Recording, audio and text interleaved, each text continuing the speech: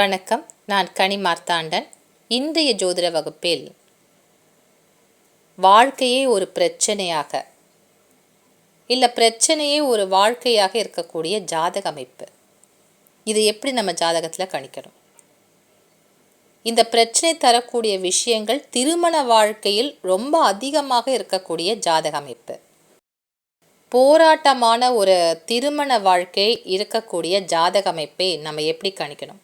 ஏன்னா இந்த மாதிரி அமைப்பு இருக்கக்கூடியவர்களுக்கு திருமண வாழ்க்கை திருப்தியாக சந்தோஷமாக இருக்கிறதுக்கு பொருத்தக்கூடிய வரன்களும் ரொம்ப அதிகமான கவனத்துடன் அந்த விதிகளை நம்ம பூர்த்தி பார்க்கணும்.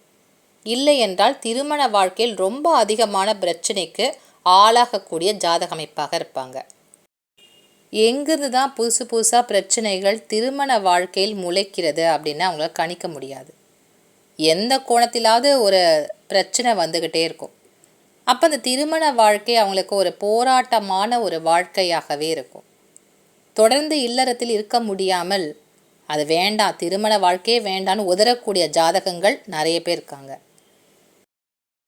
குடும்ப வாழ்க்கையில் ரொம்ப அதிகமான பிரச்சனையை தரக்கூடிய விதிகளில் முக்கியமான ஒரு விதியை பற்றி தான் இன்றைக்கி ஜோதிட வகுப்பில் நீங்கள் பார்க்க போகிறீங்க. யாருக்கு இந்த விதி இருக்கோ அவங்களுக்கு ஒரு போராட்டமான ஒரு குடும்ப வாழ்க்கையாக இருக்கும்.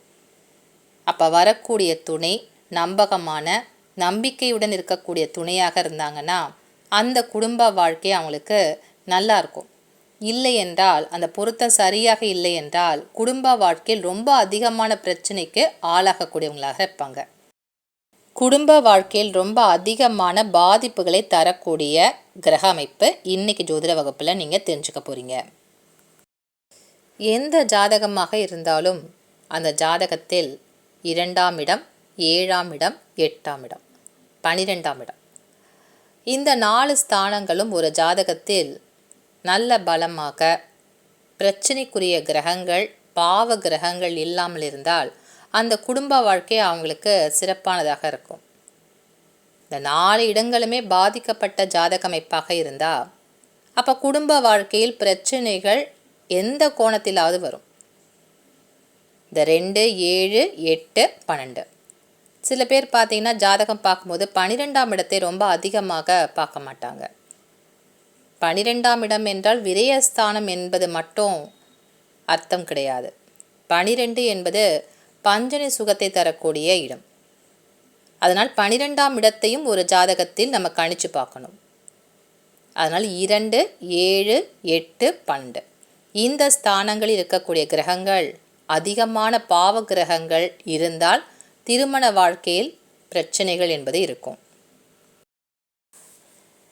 இன்றைய ஜோதிட வகுப்பில் இந்த போராட்டமான ஒரு திருமண வாழ்க்கை எந்த கிரக அமைப்புகள் இருந்தால் ஏற்படும்? ஒரு ஜாதகத்தில் செவ்வாய் சனி சேர்க்கை என்பது இருந்தால் போராட்டமான வாழ்க்கை என்பது உண்டு.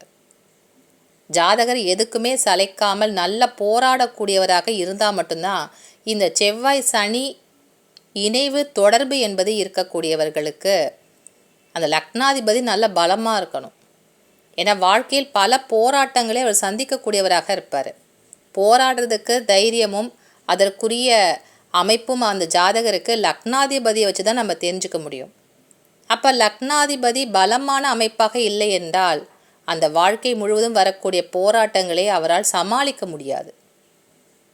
அப்போ இந்த செவ்வாய் சனி இணைவு ஜாதகத்தில் எந்த கட்டத்தில் இருந்தாலும் இந்த அமைப்பு என்பது உண்டு. போராட்டமான வாழ்க்கை தான். திருமண வாழ்க்கைக்கு மிக முக்கியமான இந்த 2, 7, 8, 12 இந்த ஸ்தானங்களில் இந்த செவ்வாய் சனி தொடர்பு என்பது ஜாதகத்தில் இருந்தால் அதிகமான போராட்டங்கள் குடும்ப வாழ்க்கையில் ஜாதகருக்கு ஏற்படும். அப்போ பெரிய பிரச்சனைகள் என்பது குடும்ப வாழ்க்கையில் இருக்கும் அப்படிங்கிறத இந்த 4 ஸ்தானங்களில் செவ்வாய் சனி தொடர்பு ஏற்பட்டால் உண்டு.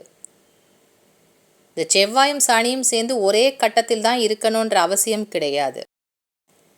இந்த சனியும் செவ்வாயும் சமசப்தமாக 7ஆம் இடத்தில் இருந்து பார்க்கக்கூடிய தொடர்பு என்பது இருக்கலாம். அல்லது சனியினுடைய பார்வையானது செவ்வாயின் மீது பதியக்கூடியதாக இருக்கலாம். இப்படி ஜாதகத்தில் இந்த சனி செவ்வாய் தொடர்பு என்பது இந்த 4 ஸ்தானங்கள் 2, 7, 8, 12 இந்த ஸ்தானங்களில் தொடர்பு என்பது இருந்தால் போராட்டமான வாழ்க்கையை தரக்கூடிய அமைப்பு உண்டு. அது இன்னும் கடுமையான ஒரு போராட்டமாக இருக்கணும் அப்படின்னு ஒரு விதி இருக்குன்னா சூரியனுடன் சேர்ந்து இருக்கக்கூடிய அமைப்பு இருக்கும். அப்போ இந்த சூரியனும் இந்த களத்தில் இருந்தால் அப்போ குடும்ப வாழ்க்கை மிகப்பெரிய பிரச்சனைகளை சந்திக்கக்கூடிய நபராக இருப்பார். செவ்வாய் சனி தொடர்பு என்பது இந்த கர்ம வினைக்குரிய தோஷத்தை தரக்கூடிய கிரக அமைப்பு. ஒரு பெண் ஜாதகத்தை பொறுத்த வரைக்கும் செவ்வாயே களத்திரக்காரகன், செவ்வாயை கணவரை குறிக்கக்கூடிய கிரகம். அப்போ இந்த செவ்வாயுடன் சனி சேருகின்ற பொழுது இரண்டுமே பகை கிரகங்கள். கணவருக்கு தோஷத்தை தரக்கூடிய அமைப்பு அந்த பெண் ஜாதகத்தில் இருக்குது.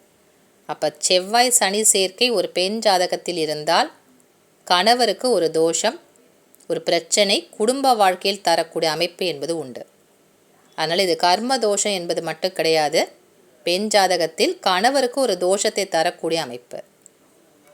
இந்த சூரியனுடன் செவ்வாய் சனி சேர்க்கை என்பது ஜாதகத்தில் எப்படி கணிக்கணும், அப்படி கணிக்கின்ற பொழுது இந்த அமைப்பு இருக்கக்கூடியவர்களுக்கு எப்படிப்பட்ட திருமண வாழ்க்கை என்பது அமையும் அப்படின்னு பார்த்தீங்கன்னா, சீக்கிரமாகவே அந்த திருமண வாழ்க்கை ஒரு முற்றுப்புள்ளியை பெற்றுவிடும், சீக்கிரமாக முடிஞ்சிடும். அந்த திருமண வாழ்க்கை அவங்களுக்கு தொடராது. ஒரு கல்யாணமாகி ஒரு 6 மாதத்துக்குள்ளே திருமண வாழ்க்கை பிரிவு நோக்கி செல்லக்கூடிய ஜாதகங்களும் இருக்குது. அதில் இருக்கக்கூடிய சில உதாரணங்களை 2 ஜாதகம் உங்களுக்கு உதாரணமாக காட்டுறேன். இந்த அமைப்பு இருக்கக்கூடியவர்களுக்கு கொஞ்சம் குடும்ப வாழ்க்கையில் பலத்த பிரச்சனைகள் இருக்கா அப்படிங்கிறத நீங்களும் தெரிஞ்சுக்கலாம். இந்த உதாரண ஜாதகத்தில் லக்கணம் தனுசு லக்கணம். இப்போ நான் சொன்ன இந்த கிரக அமைப்புகள் இருக்கா, அதாவது சூரியன் சனி செவ்வாய், இந்த கிரகங்களுடைய சேர்க்கை இந்த ஜாதகத்தில் இருக்கான்றதை முதல்ல பார்க்கலாம். சூரியனுடன் சனி சேர்ந்திருக்கக்கூடிய ஜாதக அமைப்பு என்பது இருக்கிறது.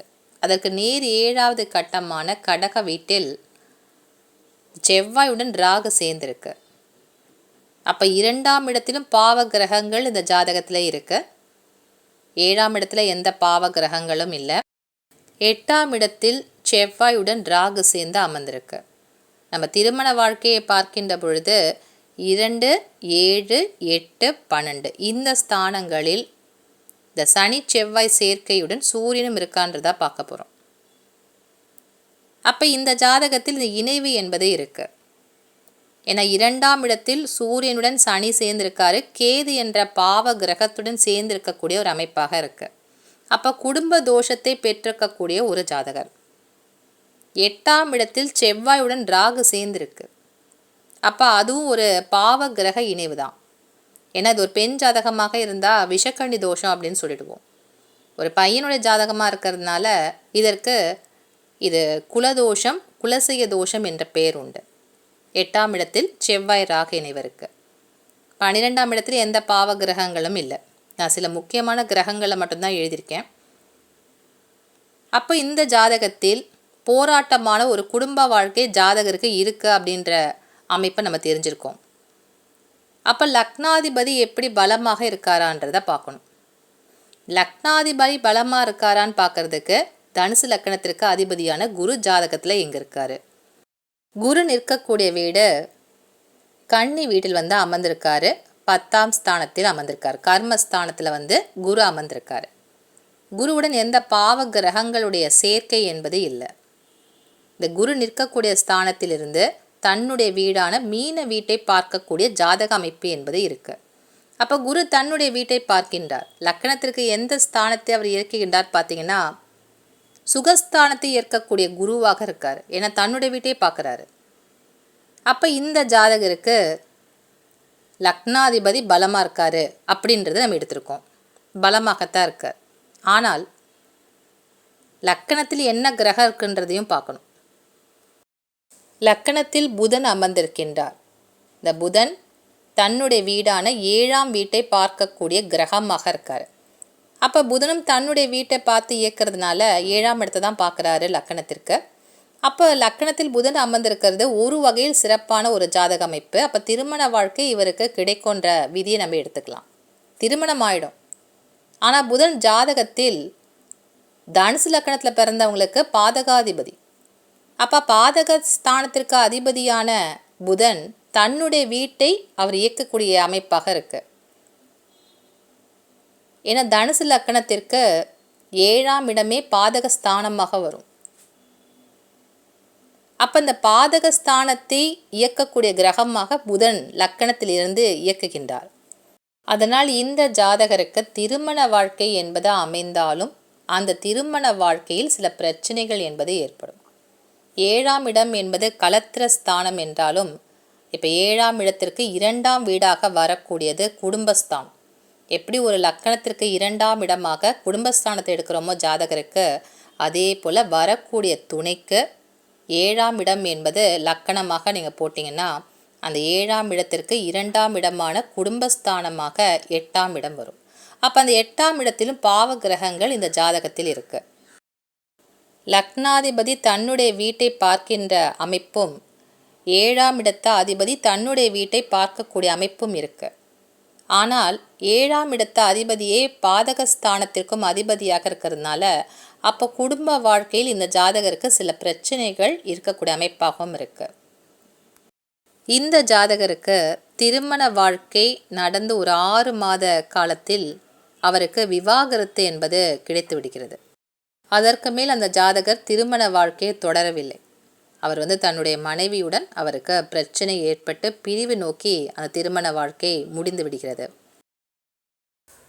பொதுவாகவே ஜாதகத்தில் மோசமான கிரக இணைப்புகள் இருந்தாலும் குருவினுடைய பார்வை என்பது இருந்தால் தோஷ நிவர்த்தி என்பது உண்டு. இந்த ஜாதகத்திலும் குருவினுடைய பார்வை 2ஆம் இடத்திற்கு கிடைத்திருக்கிறது. 2ஆம் இடத்தில் இருக்கக்கூடிய கிரகங்களான சூரியன், சனி, கேதுவின் மீது குருவினுடைய பார்வை என்பது உண்டு. ஆனாலும் இந்த தோஷத்திற்கு நிவர்த்தி என்பது கிடைக்கவில்லை. இந்த குரு பார்வை என்றாலே இந்த குரு நேர்கதியாக செல்லக்கூடிய குருவாக இருக்கணும் ஜாதகத்தில். அப்போ தான் முழுமையான பலன் என்பது குரு பார்வையின் மூலமாக கிடைக்கும். ஆனால் இந்த ஜாதகருக்கு குரு வக்ர கதியில் இருக்கக்கூடிய ஜாதக அமைப்பு. வக்ரம் என்றாலே ஒரு கிரகம் தன்னிலையை மாறி இருக்கக்கூடிய அமைப்பு. அப்போ குருவினுடைய பார்வைக்கு முழுமையான சுபத்தன்மை என்பது இல்லை. அதனால்தான் குரு வக்ர கதியில் இயங்குவதால் குருவினுடைய பார்வை 2ஆம் இடத்திற்கு கிடைத்தும் இந்த ஜாதகருக்கு திருமண வாழ்க்கையில் பிரச்சனைகள் என்பது ஏற்பட்டிருக்கு. அடுத்த உதாரண ஜாதகத்தில் லக்கணமாக மிதுன லக்கணம். இந்த ஜாதகத்தில் பார்த்தீங்கன்னா இந்த சூரியன், சனி, செவ்வாய் சேர்க்கை என்பது எப்படி ஏற்பட்டிருக்குன்றதை பார்க்கலாம். இந்த 3 கிரகங்களுடைய தொடர்பு ஜாதகத்தில் இருக்கான்றதை முதல்ல பார்க்கணும். முதல்ல பார்க்க வேண்டிய விதி சனி செவ்வாய் சேர்க்கை என்பது இருக்கா, அதுதான் முதல்ல பார்க்கணும். இந்த சனியும் செவ்வாயும் தனித்து வெவ்வேறு ராசிகளில் தான் இருக்குது. சனி லக்கணத்திற்கு 12ஆம் இடமான ரிஷப வீட்டில் அமர்ந்திருக்கின்றார். செவ்வாய் நிற்கக்கூடிய வீடு கடக வீட்டில் அமர்ந்திருக்காரு. கடகத்தில் செவ்வாய் நீசம் பெற்ற நிலையாக இருக்காரு. சனி தன்னுடைய நட்பு வீடான ரிஷபத்தில் சுக்கிரனுடன் சேர்ந்திருக்காரு. நட்பு கிரகத்துடன் சேருகின்ற பொழுது சனி இன்னும் ஒரு பலத்த ஒரு அமைப்பாக இருக்கும். ஏன்னா தன்னுடைய நட்பு வீட்டில் நட்பு கிரகத்துடன் சேர்ந்து அமர்ந்திருக்காரு. ஏன்னா 12ஆம் இடத்திற்குரிய அதிபதியான சுக்கிரன் ஆட்சி பெற்று சனியுடன் சேர்ந்திருக்கக்கூடிய ஜாதக அமைப்பு. இந்த செவ்வாய் நிற்கக்கூடிய வீடு கடக வீட்டில் நீசம் பெற்ற ஜாதக அமைப்பாக இருக்கு. அப்போ சனியினுடைய பார்வை என்பது செவ்வாய்க்கு கிடைக்கிறது. ஏன்னா சனி தான் நின்ற ஸ்தானத்திலேருந்து 3, 7, 10 ஆகிய ஸ்தானங்களை பார்ப்பார். அப்போ சனியினுடைய பார்வை 3ஆவது பார்வை என்பது செவ்வாய்க்கு கிடைக்கிறது. இந்த ஜாதகத்தில் அப்போ சனிக்கும் செவ்வாய்க்கும் தொடர்பு என்பது இருக்க, சூரியனுக்கு தொடர்பு என்பது இருக்கிறதான்னு பார்க்கணும். சூரியன் நின்ற ஸ்தானத்திற்கு 2, 12 சனியும் செவ்வாயும் இருக்கக்கூடிய அமைப்பாக இருக்குது. அப்போ அடுத்தடுத்த கட்டங்களில் இந்த கிரகங்கள் இருக்கு அப்படின்னாலும் தொடர்பு என்பது இருக்கான்னு பார்க்குறதுக்கு, ஏன்னா சனி மட்டும் இல்லை, சனியுடன் சுக்கிரனும் சேர்ந்துருக்காரு, செவ்வாயுடன் புதனும் கேதுவும் சேர்ந்திருக்கக்கூடிய அமைப்பாக இருக்குது. அப்போ டிகிரியை நீங்கள் பார்க்கணும். சூரியனுக்கு அடுத்த டிகிரியில் இது சனியும் செவ்வாயும் இருந்தால் மட்டும்தான் இந்த 3 கிரகங்களுடைய இணைவு என்பது இருக்கும். சனி நிற்கக்கூடிய நட்சத்திர பாதம் மிருகசீஷம் 2 பாதத்தில் இருக்கார், 2வது பாதத்தில் இருக்கார். அப்படின்னா ரிஷப ராசியில் இருக்கக்கூடிய இந்த சனி அந்த கடைசி பாதத்தில் நிற்கின்றார். சூரியன் மிதுன ராசியில் புனர்பூசம் 3வது பாதத்தில் இருக்கின்றார். செவ்வாய் நிற்கக்கூடிய நட்சத்திரம் பூசம் 2வது பாதத்தில் இருக்கார். மற்ற கிரகங்கள் ஆயில் நட்சத்திரக்கால அந்த புதனும் கேதும் இருக்கக்கூடிய ஜாதக அமைப்பாக இருக்கு. அப்படி என்றால் இந்த சூரியனுக்கு மிக நெருக்கமான நட்சத்திரங்களில்தான் இந்த 2 கிரகங்களுமே இருக்கு. அதனால் இந்த ஜாதகருக்கு இந்த சனி சூரியன் செவ்வாய் சேர்க்கை என்பது ஜாதகத்தில் இருக்கிறது. மற்ற கிரகங்களுடன் சேர்ந்து இந்த 2 கிரகங்கள் சனியும் செவ்வாயும் இருந்தாலும் சூரியனுக்கு மிக நெருக்கமான நட்சத்திர பாதங்கள் இருக்கிறதுனால இந்த 3 கிரகங்களுடைய சேர்க்கை என்பது உண்டு. திருமண வாழ்க்கையை பார்க்கறதுக்கு 2, 7, 8 மற்றும் 12ஆம் இடத்தை பார்க்கணும். 2ஆம் இடத்திலும் 12ஆம் இடத்திலும் இந்த பாவ கிரகங்களுடைய தொடர்பு என்பது ஜாதகத்தில் இருக்கு. லக்னாதிபதியான புதன் ஜாதகத்தில் பலம் பெற்று இருக்காரான்னு பார்க்கணும். லக்னாதிபதியான புதன் தன்னுடைய வீட்டிற்கு 2ஆம் இடத்தில் அமர்ந்திருக்கின்றார். கேதுவுடன் சேர்ந்திருக்கக்கூடிய ஜாதக அமைப்பாகவும் இருக்கு. செவ்வாயுடன் சேர்ந்திருக்காரு. இந்த புதனுக்கும் செவ்வாய்க்கும் ஆகாது, அதே போல் புதனுக்கும் கேதுவுக்கும் ஆகாது. அப்போ பகை கிரகங்களுக்கு நடுவே லக்னாதிபதியான புதன் இந்த ஜாதகத்தில் இருக்கிறதுனால பிரச்சனைகளை சமாளிக்க முடியாமல் திணறக்கூடிய ஜாதக அமைப்பு என்பது உண்டு. லக்னாதிபதியான புதன் நிற்கக்கூடிய வீட்டிற்கு அதிபதியான சந்திரன் 8ஆம் இடத்தில் அமர்ந்து தன்னுடைய பார்வையால் தன்னுடைய ஸ்தானத்தை இயக்கக்கூடிய அமைப்பு என்பது இருக்கு. அப்போ லக்கணத்திற்கு 8ஆம் இடத்தில் வீடு தந்த அதிபதியான சந்திரன் மறைந்திருக்கக்கூடிய ஜாதக அமைப்பு.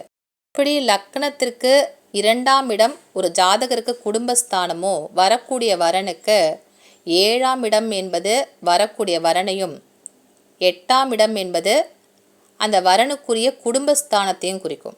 அப்போ 2ஆம் இடத்திலும் பாவ கிரகங்கள் இருக்கு.